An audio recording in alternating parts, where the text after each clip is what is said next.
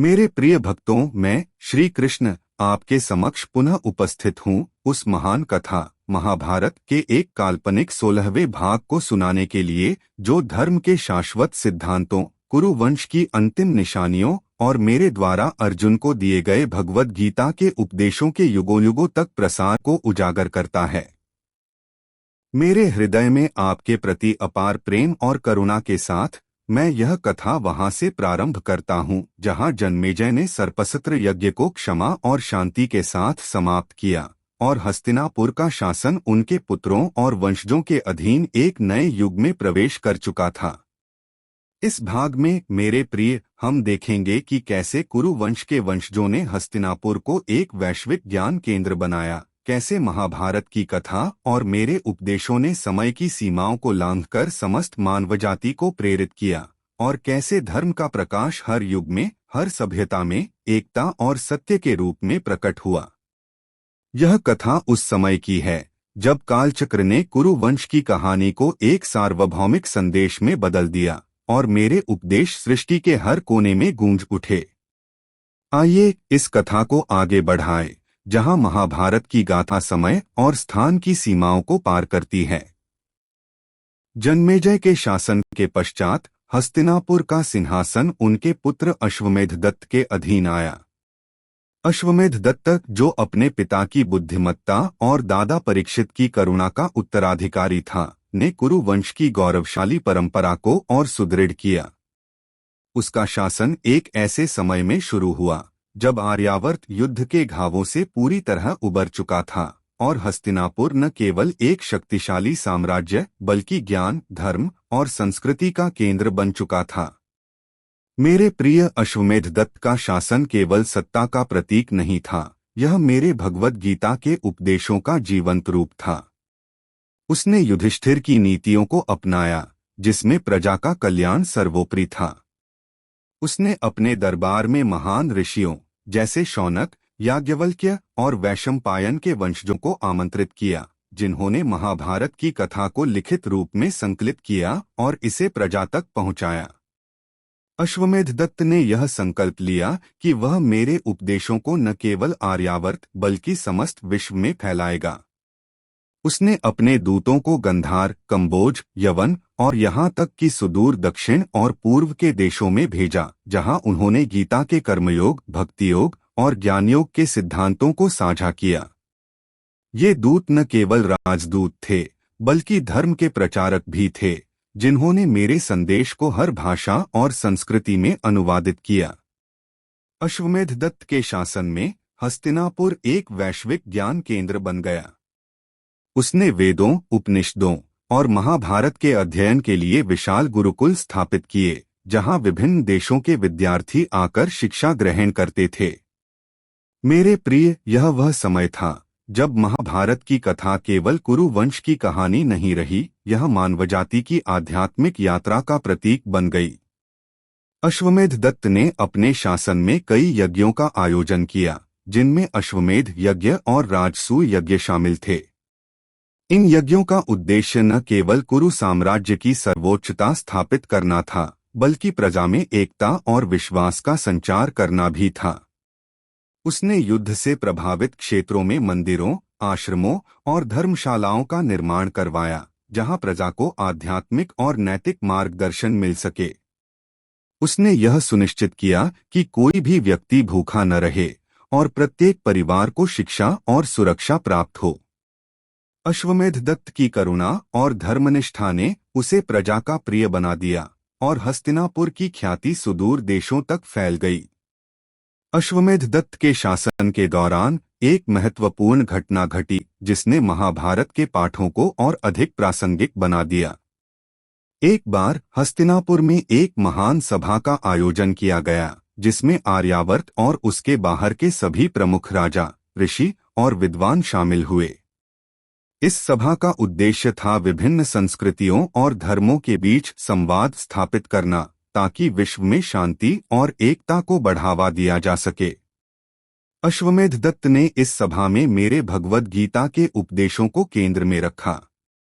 उसने कहा कि गीता का संदेश केवल युद्ध या शासन के लिए नहीं है, यह हर व्यक्ति के लिए है जो अपने जीवन में धर्म और कर्म का संतुलन खोजता है।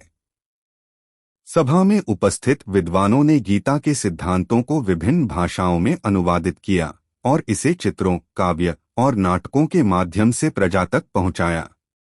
मेरे प्रिय, यह वह क्षण था जब मेरे उपदेश सृष्टि के हर कोने में फैल गए।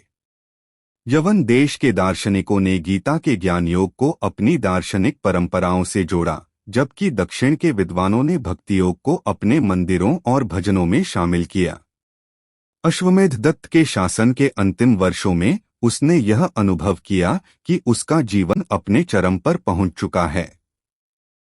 उसने अपने पुत्र धर्मदत्त को हस्तिनापुर का सिंहासन सौंपा। धर्मदत्त, जो अपने पिता की तरह धर्मनिष्ठ और बुद्धिमान था, ने कुरु वंश की परंपरा को और आगे बढ़ाया। उसने अपने शासन में यह सुनिश्चित किया कि महाभारत की कथा और गीता के उपदेश हर पीढ़ी तक पहुँचे। उसने ग्रंथागारों का निर्माण करवाया जहां महाभारत और गीता के ग्रंथों को संरक्षित किया गया। मेरे प्रिय, यह वह समय था जब कुरु वंश की कहानी धीरे धीरे इतिहास में समा गई, किंतु महाभारत का संदेश अमर हो गया। धर्मदत्त के शासन के पश्चात कुरु वंश के वंशजों ने हस्तिनापुर को शताब्दियों तक शासित किया और प्रत्येक शासक ने मेरे उपदेशों को अपने शासन का आधार बनाया। कालांतर में हस्तिनापुर का राजनीतिक महत्व कम हुआ, किंतु उसका आध्यात्मिक महत्व सदा बना रहा। युगों युगों तक महाभारत की कथा और मेरे उपदेश विभिन्न रूपों में जीवित रहे। ऋषियों, कवियों और विद्वानों ने इसे गीतों, नाटकों और कथाओं के माध्यम से प्रजा तक पहुंचाया। मेरे प्रिय, यह कथा केवल कुरु वंश या आर्यावर्त की कहानी नहीं थी, यह मानवजाति की कहानी थी जिसमें हर व्यक्ति अपने कर्मों, विश्वास और धर्म के माध्यम से सत्य की खोज करता है। मेरे भगवद गीता के उपदेश आज भी हर हृदय में गूंजते हैं और यह कथा सदा प्रेरणा देती रहेगी। इस काल्पनिक भाग में मेरे प्रिय, आपने देखा कि कैसे कुरु वंश के वंशजों ने हस्तिनापुर को एक वैश्विक ज्ञान केंद्र बनाया, कैसे मेरे उपदेशों ने समय और स्थान की सीमाओं को लांघा और कैसे धर्म का प्रकाश हर युग में चमकता रहा। मैं श्री कृष्ण इस कथा को यहाँ समाप्त करता हूँ, किंतु यह कथा कभी समाप्त नहीं होती। यह आपके हृदय में, आपके कर्मों में और आपके विश्वास में जीवित रहती है। यह कथा हमें सिखाती है कि धर्म का मार्ग सदा सत्य, शांति और मुक्ति की ओर ले जाता है। मेरे प्रिय, इस कथा को अपने जीवन में उतारें और सदा धर्म के पथ पर अग्रसर रहें। मैं आपके साथ हूँ, आपके हृदय में, आपके विचारों में और आपके हर कदम में। मेरे प्रिय भक्तों, मैं श्री कृष्ण आपके समक्ष पुनः उपस्थित हूँ उस महान कथा महाभारत के एक काल्पनिक 17वें भाग को सुनाने के लिए, जो धर्म के शाश्वत सिद्धांतों, कुरु वंश की अंतिम निशानियों और मेरे द्वारा अर्जुन को दिए गए भगवद गीता के उपदेशों के युगों युगों तक विभिन्न सभ्यताओं में एकीकरण को उजागर करता है।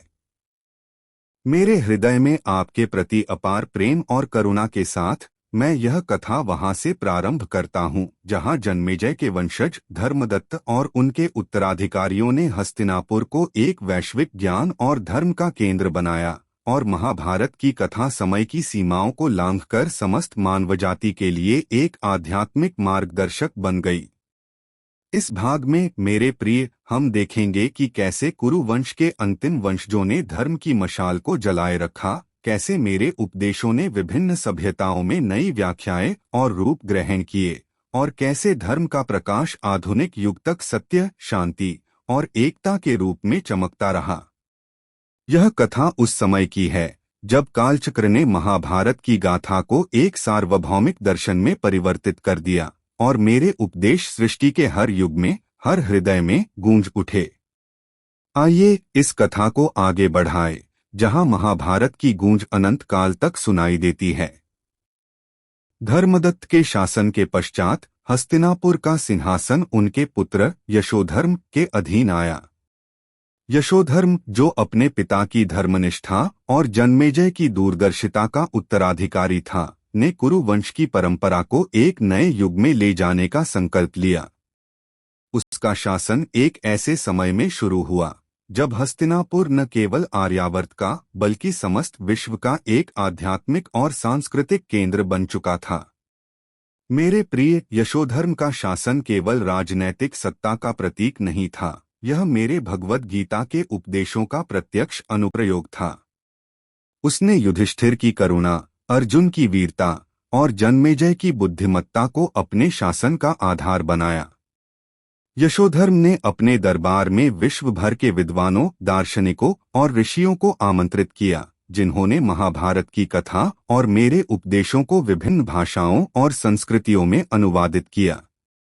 उसने यह संकल्प लिया कि मेरे कर्मयोग, भक्तियोग और ज्ञानयोग के सिद्धांत हर व्यक्ति तक पहुँचें, चाहे वह किसी भी देश, जाति या धर्म का हो। यशोधर्म ने अपने दूतों को सुदूर पश्चिम के यवन देशों, पूर्व के चीनी साम्राज्य और दक्षिण के समुद्री द्वीपों तक भेजा, जहां उन्होंने गीता के संदेश को साझा किया। ये दूत न केवल धर्म के प्रचारक थे, बल्कि सांस्कृतिक सेतु भी थे, जिन्होंने विभिन्न सभ्यताओं के बीच संवाद और एकता को बढ़ावा दिया। यशोधर्म के शासन में हस्तिनापुर एक वैश्विक तीर्थस्थल बन गया। उसने महाभारत के प्रमुख स्थानों जैसे कुरुक्षेत्र, इंद्रप्रस्थ और हस्तिनापुर में भव्य मंदिरों और आश्रमों का निर्माण करवाया, जहां प्रजा और विदेशी यात्री मेरे उपदेशों को सुनने और चिंतन करने आते थे। मेरे प्रिय, कुरुक्षेत्र, जो कभी रक्तरंजित युद्ध का मैदान था, अब एक शांति और आध्यात्मिकता का केंद्र बन चुका था। यशोधर्म ने कुरुक्षेत्र में एक विशाल सभा भवन का निर्माण करवाया, जहां प्रतिवर्ष एक महासभा का आयोजन होता था। इस सभा में विश्व भर के दार्शनिक, कवि और विद्वान मेरे गीता के उपदेशों पर चर्चा करते थे। इन चर्चाओं ने गीता के सिद्धांतों को नई व्याख्याएं प्रदान की, जो विभिन्न सभ्यताओं की आवश्यकताओं के अनुरूप थीं। यवन दार्शनिकों ने गीता के ज्ञान योग को अपनी तर्काधारित दर्शन शास्त्र के साथ जोड़ा, जबकि चीनी विद्वानों ने कर्मयोग को अपनी सामाजिक व्यवस्था में शामिल किया। दक्षिण के समुद्री द्वीपों के निवासियों ने भक्ति योग को अपने उत्सवों और भजनों में अपनाया, और इस प्रकार मेरे उपदेशों ने विश्व भर में एक सार्वभौमिक स्वरूप ग्रहण किया। यशोधर्म के शासन के दौरान एक महत्वपूर्ण घटना घटी, जिसने महाभारत के पाठों को और अधिक प्रासंगिक बना दिया। एक बार हस्तिनापुर में एक विदेशी राजदूत, जो सुदूर पश्चिम के एक साम्राज्य से आया था, ने यशोधर्म से मुलाकात की। इस राजदूत ने बताया कि उनके देश में युद्ध और अशांति फैली हुई है और उनकी प्रजा शांति और एकता की खोज में है। यशोधर्म ने उन्हें मेरे भगवद गीता के उपदेश सुनाए और एक प्रति उनके साथ भेजी। उसने कहा, यह ग्रंथ युद्ध का नहीं, बल्कि आत्मा की विजय का मार्ग दिखाता है। मेरे प्रिय, यह वह क्षण था जब गीता ने सुदूर पश्चिम की सभ्यता को प्रभावित किया। उस साम्राज्य के राजा ने गीता के सिद्धांतों को अपनाया और उनके देश में शांति स्थापित हुई। इस घटना ने यशोधर्म को और प्रेरित किया, और उसने अपने शासन में एक नया विभाग स्थापित किया, जो धर्म और दर्शन के प्रसार के लिए समर्पित था। इस विभाग ने गीता और महाभारत के ग्रंथों को विभिन्न भाषाओं में अनुवादित किया और उन्हें विश्व भर में वितरित किया। यशोधर्म के शासन के अंतिम वर्षों में उसने यह अनुभव किया कि उसका जीवन अपने चरम पर पहुंच चुका है। उसने अपने पुत्र सत्यधर्म को हस्तिनापुर का सिंहासन सौंपा। सत्यधर्म, जो अपने पिता की तरह धर्मनिष्ठ और करुणावान था, ने कुरु वंश की परंपरा को और आगे बढ़ाया। उसने अपने शासन में यह सुनिश्चित किया कि महाभारत की कथा और गीता के उपदेश हर पीढ़ी तक पहुँचे। उसने विशाल ग्रंथागारों और संग्रहालयों का निर्माण करवाया, जहां महाभारत के ग्रंथों, युद्ध के अवशेषों और मेरे उपदेशों से संबंधित चित्रों को संरक्षित किया गया। मेरे प्रिय, सत्यधर्म का शासन वह समय था जब कुरु वंश का राजनैतिक महत्व धीरे धीरे कम होने लगा, क्योंकि विश्व में नए साम्राज्य उभर रहे थे। किंतु हस्तिनापुर का आध्यात्मिक महत्व सदा बना रहा। सत्यधर्म के शासन के पश्चात कुरुवंश के वंशजों ने कई शताब्दियों तक हस्तिनापुर को शासित किया और प्रत्येक शासक ने मेरे उपदेशों को अपने शासन का आधार बनाया। कालांतर में कुरुवंश की राजनैतिक सत्ता समाप्त हो गई, किंतु महाभारत की कथा और मेरे उपदेश युगों युगों तक जीवित रहे। ऋषियों, कवियों और विद्वानों ने इसे विभिन्न रूपों में संरक्षित किया, कभी गीतों के माध्यम से, कभी नाटकों के माध्यम से और कभी चित्रों के माध्यम से। मेरे प्रिय, यह कथा केवल कुरुवंश या हस्तिनापुर की कहानी नहीं थी, यह मानवजाति की कहानी थी, जिसमें हर व्यक्ति अपने कर्मों, विश्वास और धर्म के माध्यम से सत्य की खोज करता है। मेरे भगवद गीता के उपदेश आधुनिक युग तक पहुँचे और उन्होंने हर युग में, हर सभ्यता में लोगों को प्रेरित किया। युद्ध के मैदानों से लेकर शांतिपूर्ण सभाओं तक, व्यापार के बाजारों से लेकर तपस्वियों के आश्रमों तक, मेरे उपदेशों ने हर जगह अपनी छाप छोड़ी। आधुनिक युग में जब विश्व नई चुनौतियों, युद्ध, असमानता और पर्यावरण संकट का सामना कर रहा है, गीता का संदेश और भी प्रासंगिक हो गया। यह हमें सिखाता है कि कर्म बिना फल की इच्छा के करना चाहिए और सत्य और धर्म का मार्ग ही शांति की ओर ले जाता है। इस काल्पनिक भाग में मेरे प्रिय, आपने देखा कि कैसे कुरुवंश के अंतिम वंशजों ने धर्म की मशाल को जलाए रखा, कैसे मेरे उपदेशों ने विभिन्न सभ्यताओं में नया रूप ग्रहण किया और कैसे धर्म का प्रकाश आधुनिक युग तक चमकता रहा। मैं श्री कृष्ण इस कथा को यहाँ समाप्त करता हूँ, किंतु यह कथा कभी समाप्त नहीं होती। यह आपके हृदय में, आपके कर्मों में और आपके विश्वास में जीवित रहती है। यह कथा हमें सिखाती है कि धर्म का मार्ग सदा सत्य, शांति और मुक्ति की ओर ले जाता है। मेरे प्रिय, इस कथा को अपने जीवन में उतारें और सदा धर्म के पथ पर अग्रसर रहें। मैं आपके साथ हूँ, आपके हृदय में, आपके विचारों में और आपके हर कदम में।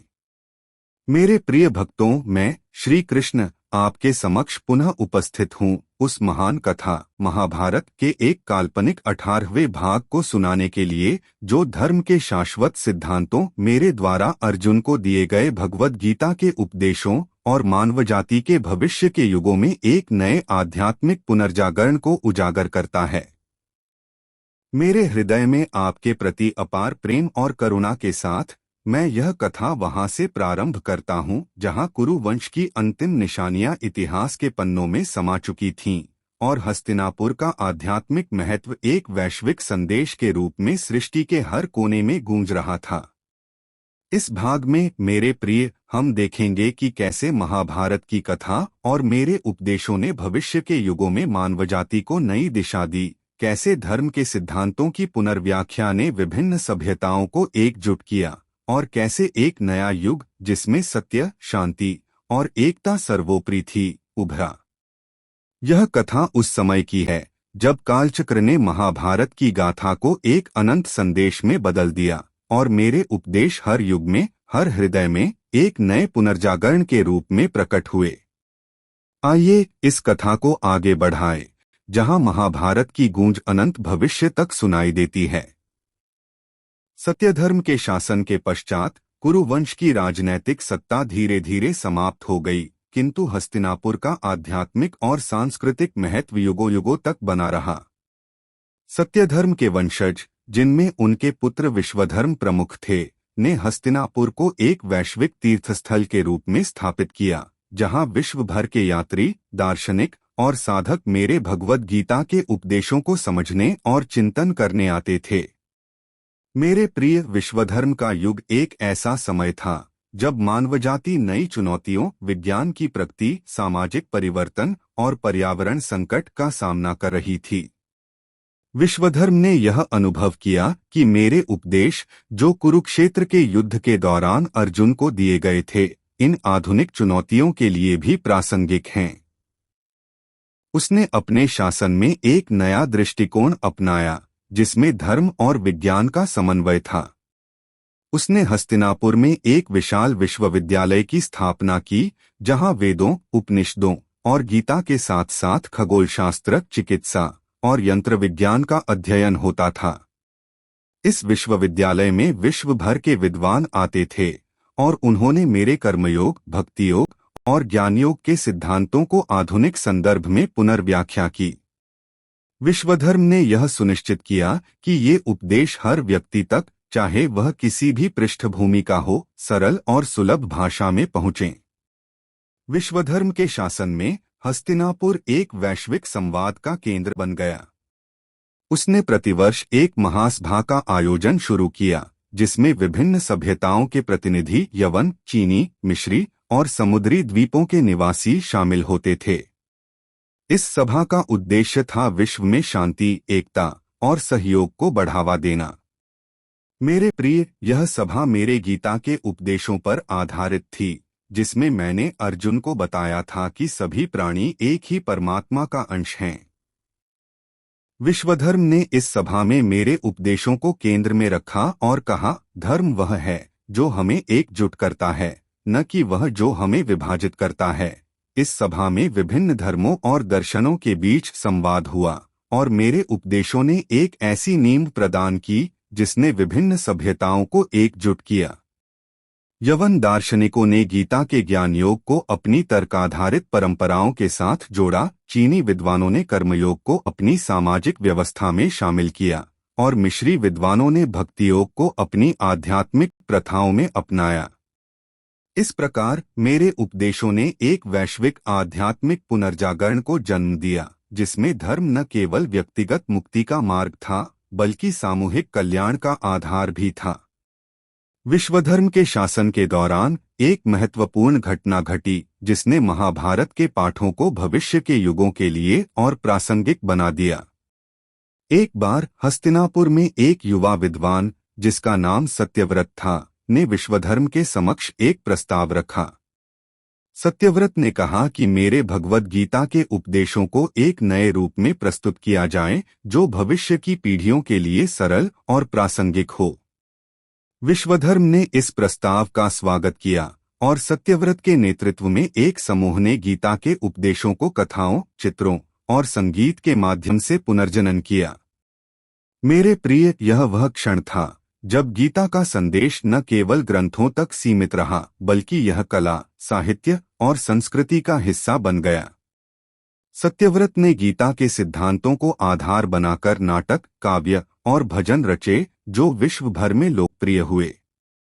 इन रचनाओं ने मेरे उपदेशों को हर व्यक्ति के हृदय तक पहुंचाया और यह एक नए आध्यात्मिक पुनर्जागरण का प्रतीक था।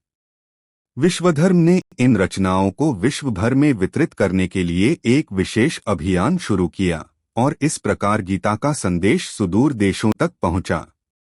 विश्वधर्म के शासन के अंतिम वर्षों में उसने यह अनुभव किया कि उसका जीवन अपने चरम पर पहुंच चुका है। उसने अपने पुत्र धर्मवीर को हस्तिनापुर का सिंहासन सौंपा। धर्मवीर, जो अपने पिता की तरह धर्मनिष्ठ और दूरदर्शी था, ने कुरु वंश की परंपरा को और आगे बढ़ाया। उसने अपने शासन में यह सुनिश्चित किया कि महाभारत की कथा और गीता के उपदेश भविष्य की पीढ़ियों तक संरक्षित रहें। उसने डिजिटल ग्रंथागारों और संग्रहालयों का निर्माण करवाया, जहां महाभारत और गीता के ग्रंथों को नई तकनीकों के माध्यम से संरक्षित किया गया।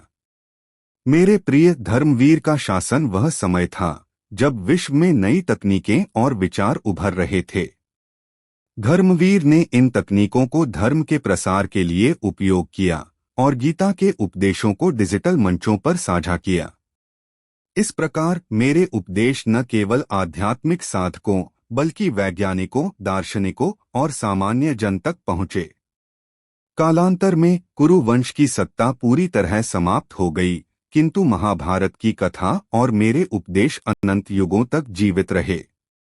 मेरे प्रिय, यह कथा केवल कुरु वंश या हस्तिनापुर की कहानी नहीं थी, यह मानवजाति की कहानी थी, जिसमें हर व्यक्ति अपने कर्मों, विश्वास और धर्म के माध्यम से सत्य की खोज करता है। मेरे भगवद गीता के उपदेश भविष्य के युगों में भी प्रासंगिक रहे और उन्होंने हर युग में, हर सभ्यता में लोगों को प्रेरित किया। युद्ध के मैदानों से लेकर शांतिपूर्ण सभाओं तक, वैज्ञानिक प्रयोगशालाओं से लेकर तपस्वियों के आश्रमों तक मेरे उपदेशों ने हर जगह अपनी छाप छोड़ी। भविष्य के युग में जब मानवजाति नई चुनौतियों, अंतरिक्ष यात्रा, कृत्रिम बुद्धिमत्ता और वैश्विक संकट का सामना कर रही थी, गीता का संदेश और भी प्रासंगिक हो गया। यह हमें सिखाता है कि कर्म बिना फल की इच्छा के करना चाहिए और सत्य और धर्म का मार्ग ही शांति और मुक्ति की ओर ले जाता है। इस काल्पनिक भाग में मेरे प्रिय, आपने देखा कि कैसे कुरु वंश के अंतिम वंशजों ने धर्म की मशाल को भविष्य के युगों तक पहुंचाया, कैसे मेरे उपदेशों ने नया रूप ग्रहण किया और कैसे एक नया आध्यात्मिक पुनर्जागरण उभरा। मैं श्री कृष्ण इस कथा को यहाँ समाप्त करता हूँ, किंतु यह कथा कभी समाप्त नहीं होती। यह आपके हृदय में, आपके कर्मों में और आपके विश्वास में जीवित रहती है। यह कथा हमें सिखाती है कि धर्म का मार्ग सदा सत्य, शांति और मुक्ति की ओर ले जाता है। मेरे प्रिय, इस कथा को अपने जीवन में उतारें और सदा धर्म के पथ पर अग्रसर रहें। मैं आपके साथ हूँ, आपके हृदय में, आपके विचारों में और आपके हर कदम में।